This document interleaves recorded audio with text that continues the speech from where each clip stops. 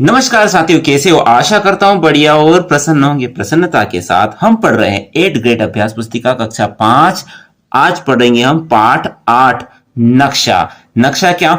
बहुत बड़े क्षेत्र को एक सीमित क्षेत्र में प्रदर्शित करते हैं। किसके माध्यम से? नक्शे के माध्यम से। और नक्शे के माध्यम से हम वृहद क्षेत्र को आसानी से समझ सकते हैं।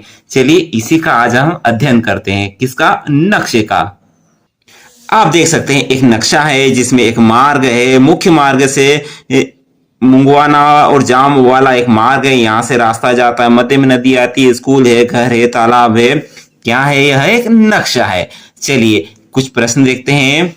तो यहाँ पर आपको एक नक्शा दिखाई दे। नीचे दिए गए नक्शे को देखकर समझिए और प्रश्नों के उत्तर दीजिए। तो देखिए यहाँ पर ये नक्शा है, इसके आधार पर कुछ प्रश्न पूछे गए। पहला प्रश्न है, आम के पेड़ के पास स्कूल है। स्कूल पर अपने स्कूल का नाम लिखिए। स्कूल का नाम, तो यह हमारा स्कूल है और स्कूल पर आपके जो स्कूल का नाम है वह नाम आप यहाँ पर लिख दीजिए। जैसे शासकीय माध्यमिक विद्यालय हतुनिया, जो भी है आपके विद्यालय का नाम वह आप यहां लिख सकते हैं। दूसरा प्रश्न है, सुरेश का घर तालाब के पास है। सुरेश का नाम उसके घर में लिखिए। तो तालाब और तालाब के पास यह घर, तो यह किसका घर है? तो यह है सुरेश का घर। सुरेश का घर, ठीक है। अगला है, हेमराज हैंडपंप के पास है। हेमराज के घर के चारों ओर घेरा बनाइए। तो हेमराज, ये हैंडपंप के पास घर, ये किसका घर है? हेमराज का। तो इसको हमने घेरा बना दिया। और ये किसका घर है? लिख सकते हैं आप, हेमराज का घर। अब चौथा प्रश्न है, डाकघर के बाजू में किराना दुकान है। किराना दुकान को रंगीन कीजिए। तो साहब देखिए, डाकघर के यह बाजू में क्या है? किराना दुकान है। किराना दुकान। और यह रंगीन तो है ही सही, इसे क्या रंगीन करें? चलो कुछ कर देते हैं फिर भी रंगीन। ये हो गया सब रंगीन। अगला प्रश्न है, हेमराज को घर से स्कूल जाना है। उसके स्कूल जाने का रास्ता बनाइए। ये हेमराज का घर है और यह स्कूल है, स्कूल जाना है। तो चलिए रास्ता बना देते। तो हेमराज निकला यहाँ से, यहाँ से, यहाँ से, और यह स्कूल चला गया। यह हो गया उसका मार्ग, ठीक है। चलिए आगे देखते हैं। यह है हमारा प्यारा भारत। भारत का नक्शा हमारे समक्ष है। यहाँ हमारे प्यारे भारत का नक्शा है, बना है। इससे देखकर नीचे दिए गए प्रश्नों के उत्तर हमें देना है। चलिए प्रश्न देख लेते हैं क्या क्या पूछा है। पहला प्रश्न है, भारत की राजधानी से सबसे कम दूरी पर प्रदेश? हरियाणा, गोवा, मध्य प्रदेश, मणिपुर। तो कौन है नजदीक? देखिए ये हमारी राजधानी दिल्ली, और दिल्ली के नजदीक कौन दिख रहा है? सबसे नजदीक हरियाणा ही है, ठीक है। गोवा तो यहां आ गया। तो क्या है? भारत की राजधानी में सबसे कम दूरी पर हरियाणा है। तो ए को गोला बना दिया। चलिए आगे देखते हैं क्या है प्रश्न। प्रश्न है, अंडमान निकोबार द्वीप समूह के पास कौन सा राज्य है? तमिलनाडु है, गुजरात है, उत्तराखंड है, सिक्किम है। तो कौन है? चलिए देखते हैं।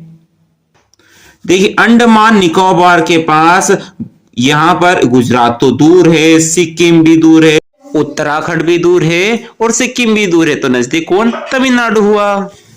तो अंडमान निकोबार द्वीप समूह के पास का राज्य कौन सा है? ए वाला तमिलनाडु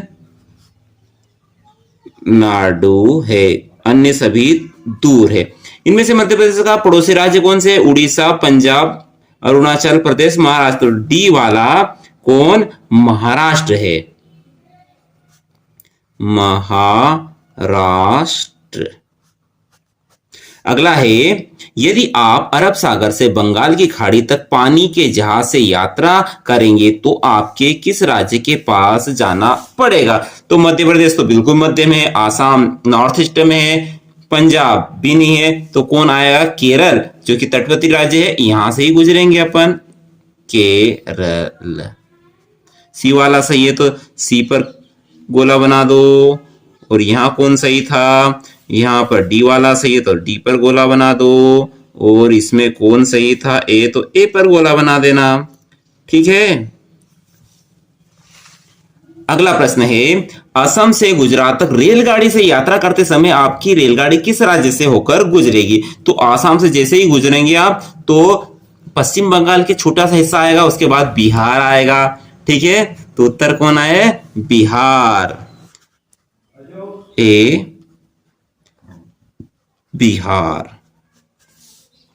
कक्षा के इस नक्शे को देखिए और निम्नलिखित प्रश्नों के उत्तर दीजिए। ठीक है, यहाँ पर कक्षा का नक्शा दिया गया है, उसी के आधार पर कुछ प्रश्न दिए गए हैं। चलो इसको नक्शे को देख लीजिए और इसके आधार पर हम प्रश्नों के उत्तर देते हैं। इस कक्षा में खिड़कियां किस दिशा में है? तो खिड़कियां है किस दिशा में? पश्चिम दिशा में है। नक्शे को देखना। दरवाजा किस दिशा में है? तो दरवाजा पूर्व दिशा में है। श्यामपट किस दिशा में है? तो श्यामपट उत्तर दिशा में है। सूचना पट पढ़ने के लिए किस दिशा में जाना पड़ेगा? तो सूचना पट पढ़ने के लिए हमें पूर्व दिशा की ओर जाना पड़ेगा।